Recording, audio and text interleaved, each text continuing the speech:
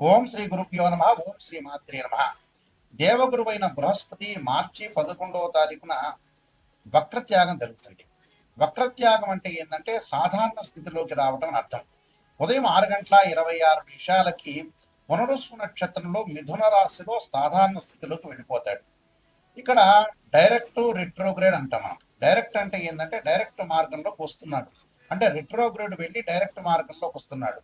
అంటే వక్రత్యాగం అనేది పోయి రుజుమార్గంలోకి దేవగురువైన బృహస్పతి రుజుమార్గంలోకి వస్తున్నాడు. ఇక్కడ గురువు సంతానకారకుడు, అలానే విద్యాకారకుడు, భాగ్యకారకుడు, లాభకారకుడు, యశస్సుని, కీర్తిని, విద్యని, ఫైనాన్షియల్ పరంగా గ్రోత్ చేసే కారకత్వాన్ని వహించే గ్రహం ఏమిటి అంటే గురువు అని అర్థం. ఈ దేవగురువు అయిన బృహస్పతి మొన్నటి వరకు కూడా వక్రస్థితిలో ఉన్నాడు. ఈ వక్రస్థితిలో మార్చి 11వ తారీఖున వక్రస్థితి నుంచి వెళ్ళి సాధారణ స్థితిలోకి వస్తున్నాడు. సాధారణ స్థితిలోకి వచ్చినప్పుడు మరి ద్వాదశ రాశుల వాళ్ళకి ఎలాంటి ఫలితాలు జరగబోతున్నాయి అంటే, ముఖ్యంగా ప్రధానంగా అన్ని గ్రహాల్లో ముఖ్యమైన గ్రహం ఏమిటి అంటే గురువు. అందువల్లే పాత రోజుల్లో మనకి గురుబలం ఉందా అని చూసేవాడు. అంటే వివాహానికి కానీ, అలానే సంతానానికి కానీ, ద్వితీయ భావకారకుడైన అంటే ద్వితీయ భావకారకుడు, పంచమ భావకారకుడు, అలానే భాగ్యభావకారకుడు, లాభభావకారకుడైన గురువు ఏ విధంగా ఉండబోతున్నాడు అంటే, ఆర్థిక స్థితిగతులు మెరుగుపరచబోతున్నారా, సంతానం కలగబోతుందా, వివాహం కలుగుతుందా, కుటుంబ పరంగా చిక్కులు అనేవి ఎలా ఉండబోతున్నాయి, చిక్కులు ఉంటాయా, విడిపోతాయా, ఇవన్నీ కూడా దేవగురు అయిన బృహస్పతి ద్వారానే మనకు తెలుస్తుంది. ఇవన్నీ కూడా గోచారరీత్యా ఫలితాలని చెప్పబోతున్నాం. అంటే ఇవన్నీ కూడా గోచారరీత్యా మనం తెలుసుకుంటే మనకి ఎలాంటి మన పరిహారాలు చేసుకోవాలి, ఏ విధంగా వెళ్ళాలనేది మన నిర్ణయం ఖచ్చితంగా తీసుకోవచ్చు. ముఖ్యంగా ద్వాదశ రాశుల వాళ్ళందరికీ కూడా గురువు ఎలాంటి ఫలితాన్ని ఇవ్వబోతున్నాడో మనం ఒకసారి తెలుసుకుందాం. మకర రాశి వారికి మార్చి 11వ తారీఖు నుంచి జూన్ 1వ తారీఖు వరకు దేవగురువు అయిన బృహస్పతి సాధారణ స్థితిలోకి వస్తున్నాడు. మిథున రాశిలో రావటం వల్ల ఎలా ఉండబోతుంది అంటే, ఇక్కడ వ్యయాధిపతి, తృతీయాధిపతి షష్టమ స్థానంలో ఉంటాడు. షష్టమ స్థానంలో ఉండటం వల్ల డబ్బులు ఖర్చు అయ్యే అవకాశం ఎక్కువ ఉంటుంది. విదేశాలకు వెళ్ళలేకపోవటం, అలానే శుభ కార్యక్రమాలు అయితే జరుగుతాయి. శుభ కార్యక్రమాలు బాగుంటాయి. విద్యార్థులకు మిశ్రమైన ఫలితాలు వస్తాయి. అంటే మిక్స్డ్ రిజల్ట్స్ వచ్చే అవకాశం ఎక్కువ ఉంటుంది. డబ్బు పరంగా మటుకు కొంత ఆదాయ పరంగా ఇబ్బందులు కలుగుతాయి. ఇబ్బందులు అంటే ఏంటంటే ఇన్కమ్ అనేది గ్రోత్ అవుతుంది. లైఫ్ని ఎలా ఎన్హాన్స్ చేసుకోవాలి అనే విషయంలో మర్చిపోతారు. లైఫ్ని ఎలా లీడ్ చేయాలి అనే విషయాన్ని మర్చిపోయి అందరూ తన వాళ్ళు అనుకొని మోసపోయే అవకాశాలు ఎక్కువ ఉంటాయి. డబ్బులు ఇచ్చిన వాడు మళ్ళీ తిరిగి ఇచ్చే అవకాశం అనేది లేదు. ఎలాంటి లాభాలు కలగకుండా ప్రతి విషయంలో కూడా కొద్దిగా జాగ్రత్త పడటం అనేది మంచిది. శత్రువులు మిత్రులు కాస్త శత్రువులుగా మారటం, వీళ్ళు ఎవరికైతే డబ్బులు ఇచ్చారో వాళ్ళు ఫోన్ స్విచ్ ఆఫ్ చేసుకోవడం, డబ్బులు ఇవ్వలేకపోవడం, ఇలాంటి ఇన్సిడెంట్స్ బాగా జరుగుతుంది. అలానే శుభ కార్యక్రమాలు బాగా జరుగుతాయి. కానీ ఒకటవ సంబంధం, రెండవ సంబంధం అనేది మనం పెళ్లి చూపులకు వెళ్ళిన తర్వాత అది ఫెయిల్ కావడం, నచ్చకపోవడం, అమ్మాయి నచ్చకపోవడం, తర్వాత మూడవ సంబంధం కుదరటం అనేది జరుగుతుంది. విద్యార్థుల మటుకు అధిక శ్రమతో పాస్ కావాలి. అంటే ఎంతో కష్టపడాలి. వేరే వ్యాపకారాన్ని కూడా తగ్గించుకొని చదువు మీద బాగా కాన్సన్ట్రేషన్ చేసి ముందుకు వెళ్తేనే మనకు మంచి జరుగుతుంది. కాబట్టి ఇలాంటి విషయాలన్నీ గుర్తుపెట్టుకోవాలి. వాహన ప్రమాదాలు జరగకుండా చూసుకోవాలి.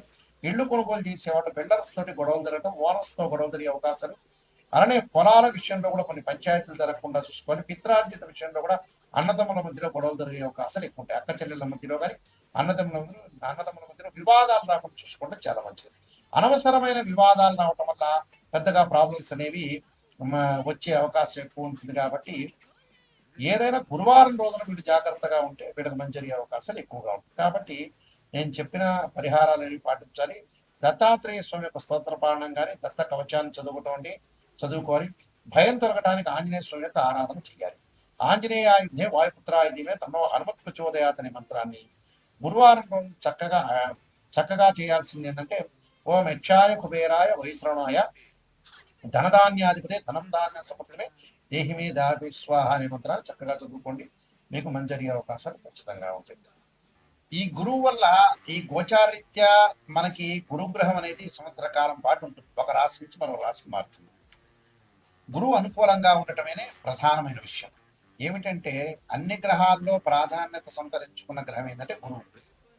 గురువు కుటుంబ కారకుడు, సంతాన కారకుడు, భాగ్యకారకుడు, లాభకారకుడైన గురువు అనుకూలంగా ఉంటే కీర్తి ప్రతిష్టలు, ధన వృద్ధి కలగటం, అలానే ధన వృద్ధితో పాటు లాభాలు, ఫైనాన్షియల్ పరంగా ఇన్కమ్ కలగటం, సంతానం కలగటం. సంతానం సంపదం అన్నారు. సంతానం కలిగేది గురువు ద్వారానే.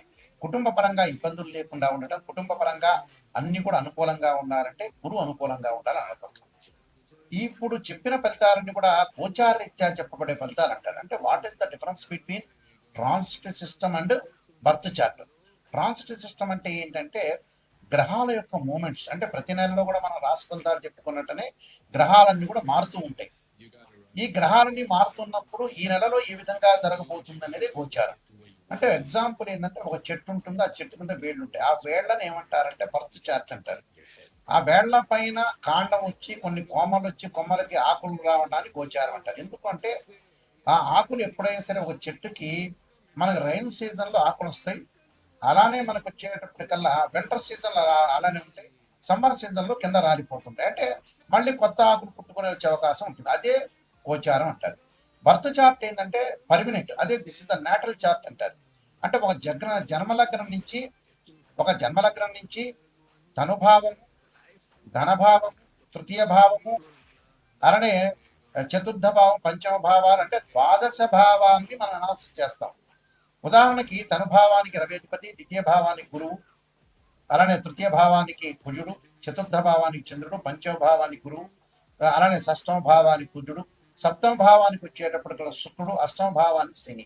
ఇలా మనం లెక్క వేసుకుంటాం.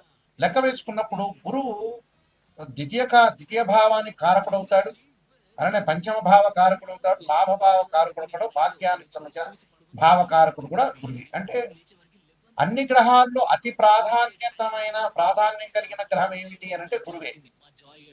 ఈ గురువు ఎలా ఉన్నాడు జాతకరీత్యా మనం తప్పకుండా చూసుకోవాలి. గురువు యొక్క రిజల్ట్స్ ఎలా ఉండబోతుందో చూసుకోవాలి. ప్రధానంగా గురువు కొన్ని నక్షత్రాల్లో ఉండదు. అవేమిటి? అశ్విని, మఖ, మూల, ఆరుద్ర, స్వాతి, శతభిషము, దానితో పాటు పుష్యమి, అనురాధ, ఉత్తరాభాద్ర నక్షత్రంలో ఉండకూడదు. జన్మలగ్నం నుంచి 6, 8, 12 స్థానాల్లో గురువు ఉండకూడదు. గురువు రాహుతో గాని, కేతువుతో గాని, శనితో గాని కలిసి ఉండకూడదు. ఈయన నేను చెప్పే నక్షత్రాల్లో కూడా ఉండకపోవడం అనేది చాలా మంచిది. అయితే ఇవన్నీ కూడా ఏమిటంటే బర్త్ చార్ట్ని అనుసరించేవి. గోచార రీత్యా 2, 5, 7, 9, 11 స్థానాల్లో గురువు ఉంటే మంచివాడు గోచార పరంగా. బర్త్ చార్ట్కి సంబంధించిన కండిషన్స్ వేరు, అలానే గోచారానికి సంబంధించిన కండిషన్స్ వేరు. గోచార పరంగా మటుకు 2, 5, 7, 9, 11 స్థానాలు గురువు ఉంటే మంచివాడు. మిగతా స్థానాల్లో ఉంటే మిశ్రమైన ఫలితాలు ఉంటాయి. బర్త్ చార్ట్ను అనుసరించి మటుకు వేరే విధంగా ఉంటుంది. కాబట్టి ఇక్కడ గురువు ఎలా ఉంటున్నాడు అంటే బర్త్ చార్ట్లో ఒక రకంగా, గోచార రకంగా వేరే రకంగా ఉంటుంది. అయితే ఇది కన్ఫ్యూజ్ పడకుండా ఏ స్థానాల్లో ఉన్నారు, ఏ విధంగా ఉండబోతున్నారు, మనకి ఎలాంటి ఫలితాలు వస్తాయి అనేది ఆలోచించేది. అంటే ఇక్కడ కన్ఫ్యూజ్ ఏమీ లేదు. బర్త్ చార్ట్లో ఒక రకంగా నియమాలు ఉంటాయి, గోచార రీత్యా వేరే రకంగా నియమాలు ఉంటాయి. ఇప్పుడు మనం గోచారం నుంచి ప్రకారంగా చెప్పుకుంటున్నాం కాబట్టి 2, 5, 7, 9, 11 స్థానాల్లో ఉంటే గురువు మంచివాడు, మిగతా స్థానాల్లో ఉంటే మంచివాడు కాదు అని అర్థం. ఇలాంటివన్నీ కూడా ఎప్పుడు కూడా జాతకాన్ని చెప్పించుకునేటప్పుడు నెగిటివ్ అనేది చెప్పించుకోవాలి. నెగిటివ్ పాజిటివ్ రెండుగా చూసుకోవాలి. నెగిటివ్ ఏదైనా ఉంటే దాన్ని పాజిటివ్గా చేసుకోవాలి. అంతా పాజిటివ్ అనేది ఆలోచన చేయొద్దండి. ఇప్పుడు ఎందుకంటే ఒక ఆస్ట్రాలజర్ని అప్రోచ్ అయ్యేటప్పుడు నెగిటివ్ పాజిటివ్ రెండు ఉంటాయి. గురువు గారు పాజిటివ్ని చెప్పాలని ఆలోచన చేయొద్దండి. నెగిటివ్లో వచ్చి మనం పాజిటివ్ జరిగే అవకాశాలు ఖచ్చితంగా ఉంటాయి.